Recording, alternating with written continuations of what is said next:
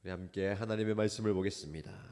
창세기 18장 1절에서 15절입니다.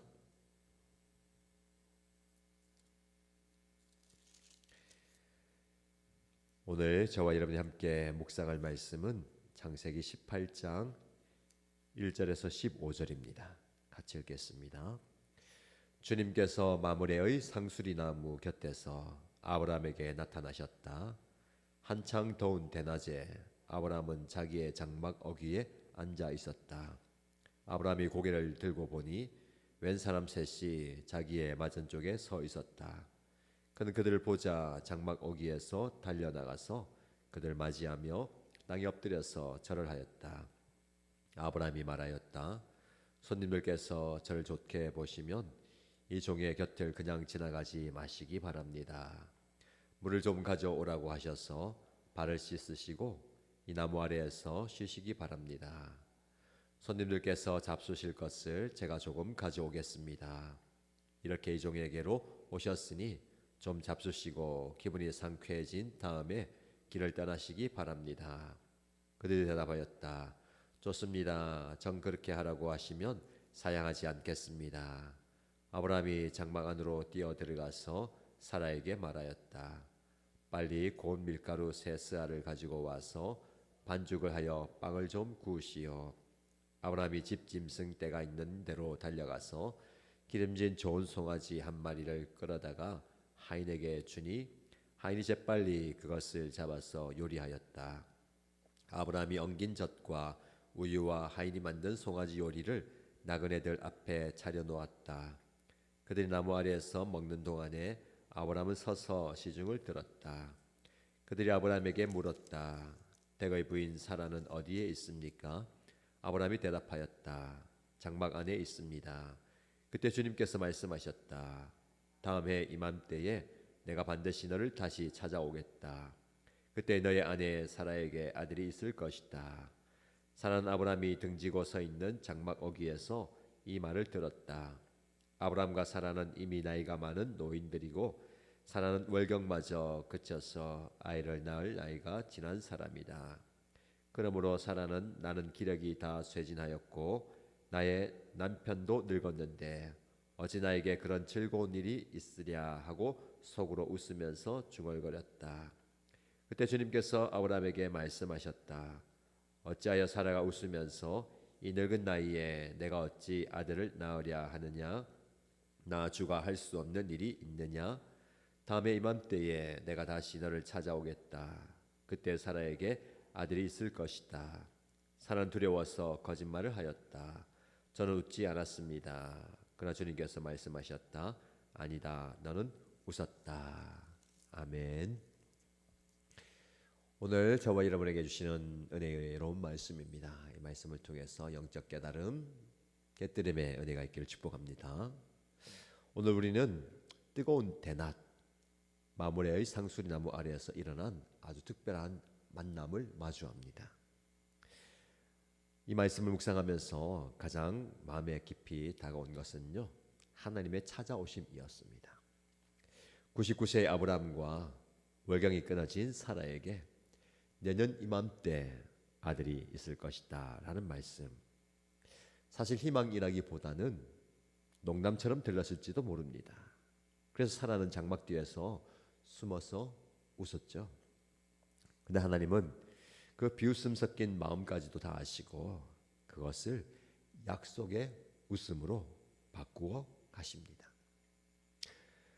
우리 삶의 불가능을 비웃음이 아닌 찬양의 웃음으로 바꾸시는 하나님을 만나는 은혜가 있기를 축복합니다.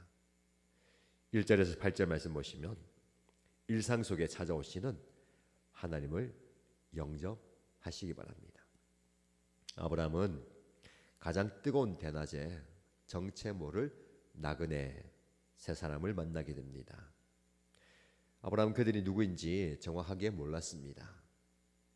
그런데 정성을 다해서 그들을 대접합니다. 발 씻을 물을 가져오고 송아지를 잡고 고운 밀가루로 빵을 구워서 대접합니다. 아브라함의 이 환대, 손님을 대접하는 이 환대는 단순한 친절함을 넘어서 그가 평소에 얼마나 깨어있는 사람인지를 보여줍니다. 여러분, 하나님은 때로는 거창한 환상 속에 우리를 만나 주시지만 보통 지극히 평범한 일상의 모습으로 우리를 찾아오십니다. 내 곁에 있는 이웃, 도움이 필요한 누군가의 모습으로 말입니다. 오늘 아브라함을 찾아온 이 세 사람, 그냥 지나칠 수 있는 나그네일 수도 있지만 아브라함은 그들의 방문을 그냥 일상적인 방문이 아니라 주님의 방문으로 생각하고 그래서 극진하게 대접했습니다. 저와 여러분, 일상의 작은 만남을 소중히 여겨야 됩니다. 그리고 그 만남을 통해 만나는 그 사람을 섬겨야 됩니다. 그래도 우리는 부지부식간에 하나님을 영접하는 은혜를 경험하게 되는 겁니다. 히브리서 13장 2절 말씀 보시면 나그네 대접하기를 잊지 마십시오. 어떤 이들은 나그네를 대접하다가 자기들도 모르는 사이에 천사들을 대접하였다라고 말씀합니다. 성경은 우리에게 나그네를 소홀히 여기라고 하지 않고 그들 잘 대접하라라고 얘기합니다. 근데 오늘 한번 보고 지나갈 사람일 수도 있지만 그 사람은 하나님이 보낸 천사일 수도 있고 예수님이 찾아오는 모습일 수도 있습니다. 그러면 오늘 저와 여러분 누군가를 만났는지 한번 잘 생각해 보십시오. 그와의 작은 만남을 소중하게 여기시고 성심성의껏 그를 섬겨 보시기 바랍니다. 공동체 안에서 누군가를 대할 때도 마찬가지입니다. 그냥 흘려보내지 마시고 무시하지 말고 참 사랑으로 대하는 모습이 필요합니다. 이분이 예수님일 거야, 이분이 하나님 보낸 천사일 거야 라는 마음을 가진다면 그를 대하는 나의 태도가 달라질 것입니다. 이런 질문을 드려봅니다. 나는 오늘 만나는 이들을 예수님을 대하듯 하는가라는 겁니다. 나의 바쁜 일상 때문에 내 곁을 지나는 하나님의 천사를 무심코 지나치고 있지는 않습니까? 일상의 작은 섬김에 소홀함은 없는지 한번 돌아보시고 작은 만남이어도 귀하게 여기고 그를 지극히 정성으로 섬기는 저와 여러분 되길 축복합니다. 9절에서 12절 말씀 보시면 불신의 웃음을 소망의 질문으로 바꾸는 내용이 나옵니다. 나그네 중 한 분이 이야기하죠. 내년 이맘때에 내가 반드시 너를 다시 찾아오리니 너희 아내 사라에게 아들이 있을 것이다. 이 말을 들은 사라는 속으로 웃고 말았습니다.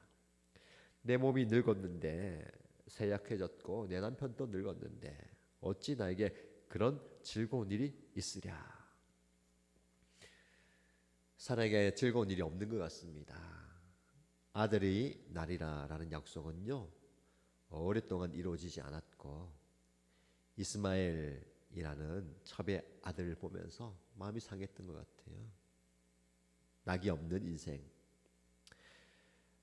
너의 아내 사라를 통해서 아이가 날 것이다 라는 이야기를 듣고 웃고 말았죠. 비웃음이었습니다. 현실의 벽이 너무 높아서 하나님의 약속을 받아들일 여유가 없는 겁니다. 우리도 마찬가지입니다. 상황이 너무 나빠지면 하나님의 약속을 받아들일 마음의 여유가 없습니다. 너무 각박한 인생을 살다 보면 기도의 자리에 나오는 것도 힘들고 기도도 형식적이 되고 말죠. 속으로 그게 되겠어, 안 될 거야, 이젠 안 돼, 냉소적인 마음이 생기게 됩니다. 네, 여러분, 하나님은요 우리의 마음 깊은 곳에 숨어있는 웃음을 들춰내십니다. 사라에게도 그에게 숨겨진 웃음을 들춰내시죠. 정죄가 아니라 그의 불신을 걷어내는 겁니다. 그래서 우리에게 남아있는 이 불신의 장막을 한 겹 한 겹 걷어내는 것이 필요합니다. 상황이 어렵기 때문에 쌓여있는 그런 불신과 회의적인 마음 말입니다. 하나님께서 그녀의 불신을 걷어내고 믿음의 자리로 끌고 가시는 하나님의 개입하심입니다. 저와 여러분에게도 이런 믿음의 회복이 필요할 것 같습니다. 여러분이 처한 그 상황의 어려움으로 인하여서 덮여있는 불신과 의심과 회의의 장막을 한 겹 한 겹 말씀으로 걷어내시기를 축복합니다. 로마서 4장 18절 이하의 말씀 보시면 아브라함은 희망이 사라진 뒤에도 희망을 가지고 믿었으므로 그는 자기 몸이 이미 죽은 것과 다름없음을 알고서도 믿음이 약해지지 않았다라고 말씀합니다. 상황 때문에 우리의 믿음이 흔들릴 수 있습니다. 믿음이 약해질 수 있습니다. 제자들처럼 예수님과 한 배를 타고 가는데도 풍랑이 일고 비바람이 몰아치니까 우리가 다 죽게 되었구나라고 두려워하고 염려하고 걱정하잖아요. 예수님을 막 흔들어 깨울 때에 예수님께서 믿음이 없는 자들아 책망하시고 바람과 바다를 꾸짖어 명하시잖아요. 제자들이 어찌된 영문인지 이분이 누구시기에 바람과 바다도 복종하는가. 여러분, 우리가 우리를 엄습하는 바람과 바다와 그 파도에 굴복할 때가 참 많습니다. 상황에 굴복하는 거죠. 그런데 그 상황은 예수님 앞에 굴복하게 되어 있습니다. 상황에 굴복하지 마시고 그 상황의 주관자 되시는 예수님에게 굴복하는 저와 여러분 되시길 축복합니다. 자연 만물이 굴복하듯이 저와 여러분들도 예수님 앞에 엎드리는 겁니다. 그래 우리 안에 있는 불신이 사라지는 거죠. 예수님을 바라볼 때에 그 불신이 사라집니다. 넘실대는 파도를 보면 의심과 불안이 엄습합니다. 바다 위를 잘 걸어가던 베드로가 현실을 직시하니까 내가 바다 위에 서 있네, 바닷속으로 빠져들어가는 겁니다. 우리 하나님께서 저와 여러분에게 어디를 보아야 할지, 무엇을 보아야 할지 말씀하십니다. 이런 적용 질문을 마음에 새겨보십시오. 내 기도의 밑바닥에 숨겨진 불신이 있지는 않는가라는 겁니다. 겉으로는 아멘하지만 속으로는 사라처럼 비웃고 있는 영역은 무엇입니까? 내 상황과 형편을 근거로 해서 하나님의 능력을 제한하고 있지는 않은지 정직하게 직면해 보십시오. 우리의 한계로 하나님의 능력을 제한하지 않기를 축복합니다. 13절에서 15절 말씀 보시면 여호와께 불가능한 일이 있겠는가? 라는 질문입니다. 하나님은 사라의 웃음을 꾸짖으시면서 위대한 선포를 하시죠. 나 주가 할 수 없는 일이 있겠는가? 여호와께 능치 못한 일이 있겠는가? 라는 겁니다. 이 질문은 오늘 저와 여러분을 향한 하나님의 질문입니다. 사람 무서워서 거짓말하죠. 웃지 않았습니다. 하나님은 부드럽게 말씀하십니다. 아니다, 내가 웃었다. 하나님은 사라의 비웃음마저도 기도로 바꾸시기를 원하십니다. 결국 그 비웃음은 훗날 아들을 낳았을 때에 하나님이 나를 웃게 하시니 듣는 자가 다 나와 함께 웃으리로다 라는 기쁨의 고백으로 완성됩니다. 나의 상식과 경험으로는 끝난 것 같아 보인다 하더라도 전능하신 하나님이 말씀하시면 새로운 창조가 시작됩니다. 믿는 자에게 능치 못할 일이 있겠는가? 우리 믿음 없음을 용서해 주옵소서 라고 고백해야 될 겁니다. 저와 여러분에게 이런 말씀을 통한 새 창조의 역사가 있기를 축복합니다. 창조는 아무것도 없는 상태에서 무언가 생겨나는 겁니다. 인간은 재료를 가지고 새로운 무언가 특별한 걸 만들잖아요. 완전히 없는 상태에서 창조할 수는 없습니다. 창조의 능력은 하나님께만 있죠. 이 창조는 말씀을 통해서 이루어집니다. 이 세상을 말씀으로 창조하신 하나님께서 저와 여러분의 삶 가운데 말씀으로 새로운 창조를 열어가실 줄로 믿습니다. 우리는 창세기를 2026년 들어서 묵상하면서 새로운 창조를 기대합니다. 하나님께서 내 삶과 내 가정과 우리 공동체 가운데, 우리 사역 가운데 새로운 창조의 역사를 이루어 가실 줄로 믿습니다. 말씀을 통한 창조의 역사, 주님 말씀하시면 그대로 되는 것입니다. 상황도 바뀌고 우리의 감정도 바뀌고 형편도 바뀌게 될 줄로 믿습니다. 불가능한 일들도 하나님이 말씀하시면 그것이 가능으로 될 줄로 믿습니다. 마가복음 10장 27절 말씀에 예수님께서 그들을 눈여겨보시고 말씀하셨습니다. 사람은 할 수 없으나 하나님은 그렇지 않다. 하나님은 모든 일을 하실 수 있다. 모든 일을 하실 수 있다. 우리는 불가능합니다. 우리는 한계가 있습니다. 그러나 하나님은 모든 일이 가능합니다. 여러분의 삶에 그것도, 내가 보기에 불가능해 보이는 그것도 하십니다. 모든 일을 가능하게 하시는 하나님을 신뢰하시는 저와 여러분 되길 축복합니다. 이 질문을 드려봅니다. 마음에 새겨보십시오. 나는 하나님의 전능하심을 마침표로 삼고 있습니까? 문제의 크기를 묵상하면서 낙심하고 있지는 않습니까? 아니면 하나님께 불가능한 일이 있겠는가라는 질문, 물음표를 가지고 살고 있습니까? 우리 인생은요, 물음표로 끝나지 않습니다. 마침표로 끝납니다. 하나님께는 모든 것이 가능하다. 이 가능한 하나님의 능력과 은혜를 경험하는 저와 여러분 되시기를 주님의 이름으로 축복합니다. 우리 함께 기도하겠습니다. 첫 번째 기도 제목은 일상에서 하나님을 영접하는 민감함을 주소서라고 기도하십시다. 오늘 내가 만나는 가족, 동료, 이웃, 누군가를 만날 때에 그를 예수님을 대하듯이 존중하며 섬기겠습니다. 무심코 지나갈 수 있는 작은 만남 속에서도 하나님의 뜻을 발견하는 영적인 눈을 열어주소서라고 기도하십시다. 두 번째 기도 제목은 비웃음을 확신으로 바꿔주소서라고 기도하십시다. 하나님, 제 마음 깊은 곳에 숨어있는 냉소와 불신과 의심을 회개합니다. 현실이 암담하다는 이유만으로 하나님의 약속을 비웃지 않게 하시고 여호와께 능치 못한 일이 있겠느냐라는 말씀을 제 삶의 유일한 근거로 삼고 능하신 하나님을 신뢰합니다 라고 기도하십시다.